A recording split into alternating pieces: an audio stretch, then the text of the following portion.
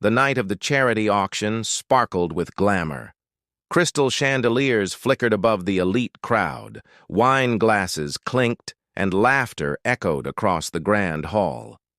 Everyone who was anyone in the city had gathered for this high-profile fundraiser. But standing awkwardly near the back was Daniel Reed, a tall, quiet single dad wearing his only suit. He wasn't part of this world. He was just here because the local community center had invited him, offering a free ticket for being a regular volunteer. He never imagined he'd be roped into the bachelor auction, let alone ridiculed for it. When his name was called, the room shifted. Whispers flitted across the tables. People looked around, confused. "Who's he?" a woman in diamonds muttered. Another laughed. "He looks like he walked in off a construction site." And she wasn't far off. Daniel was a part-time handyman and a full-time father to his 6-year-old daughter, Ellie. With every step toward the stage, he felt the weight of their judgment. He didn't want to be auctioned like an object. But when the organizer pleaded, "Please, just walk once for the cause," he didn't say no.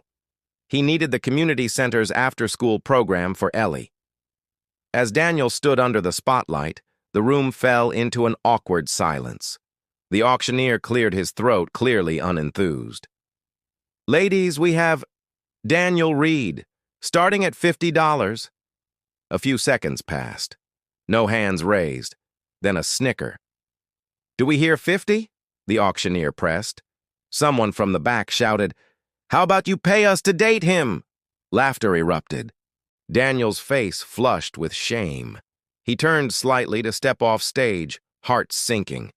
He had only come to support the cause. He didn't expect to be humiliated. And then a clear, calm voice cut through the laughter. $10,000, she said. Gasps rippled across the room. Every head turned. A woman in a silver gown stood with perfect posture, her hand elegantly raised. It was Claire Montgomery, the billionaire hostess of the event. A hush fell as the auctioneer stammered. 10,000 going once." No one dared counterbid. "Sold!" The gavel came down. Daniel blinked, stunned. Claire smiled softly and walked forward, extending her hand. "Shall we dance?" she said. He hesitated, unsure of what just happened. Her eyes, piercing yet kind, locked on his, giving him no room to retreat.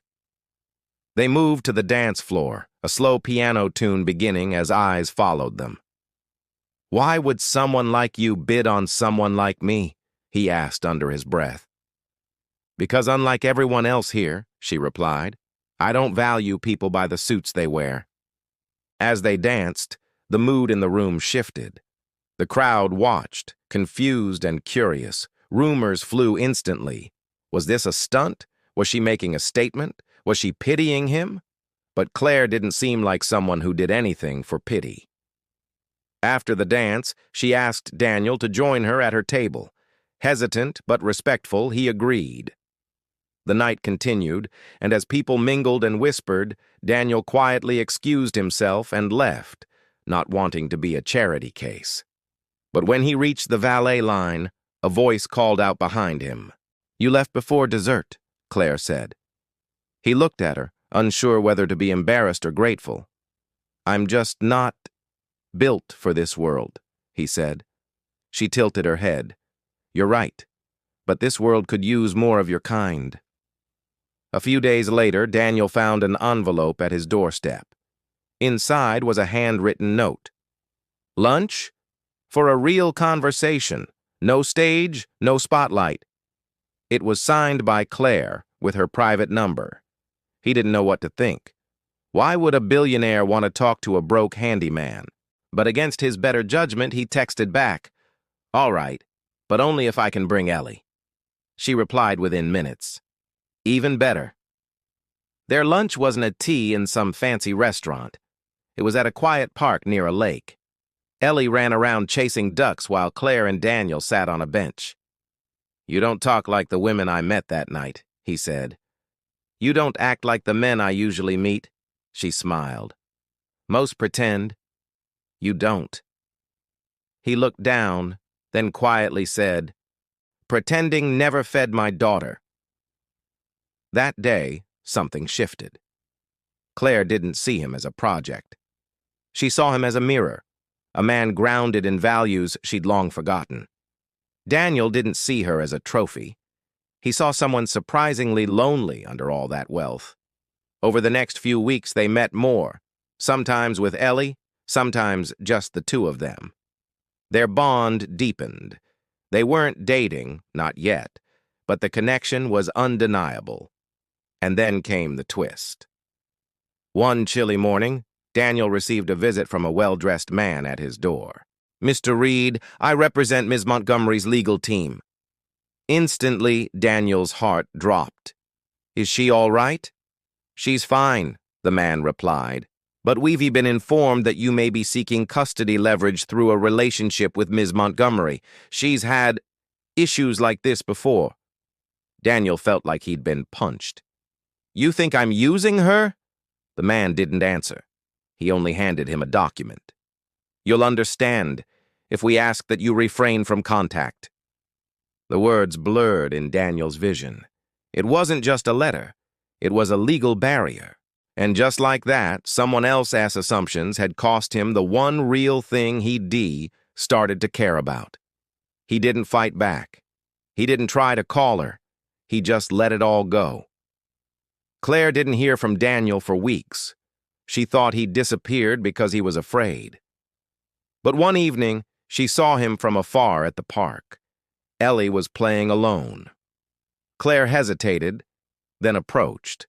Daniel looked surprised, but guarded.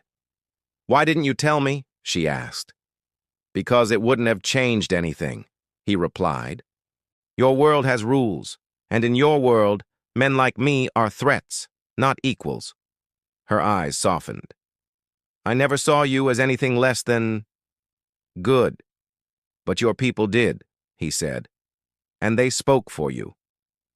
Claire swallowed the lump in her throat.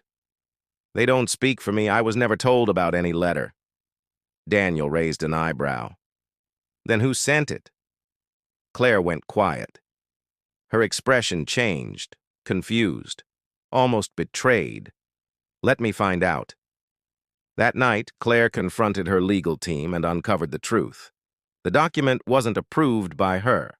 It was sent by her godfather and family lawyer, a man who'd seen too many people use her wealth. He thought he was protecting her. Claire felt betrayed, realizing how many people still controlled her life. The next day, she showed up at Daniel's place. No chauffeur, no designer heels, just Claire. "You were right," she said.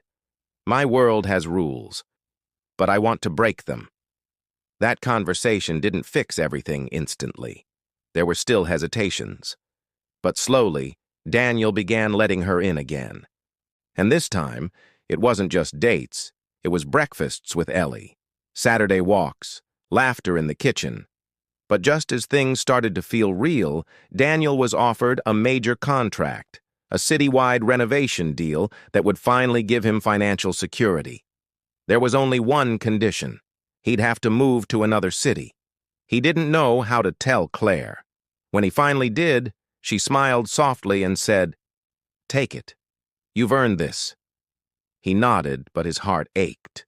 On the last day before the move, Claire arrived with a small box. Inside was a silver bracelet with one word etched in it: Anchor. "You grounded me," she whispered. "When you go, don't think you left me. You helped me find myself." Daniel didn't say goodbye. He just hugged her, long and real. Months passed. He didn't date. Neither did she. Then, one afternoon, Daniel was invited back to the city to speak at a youth mentorship event.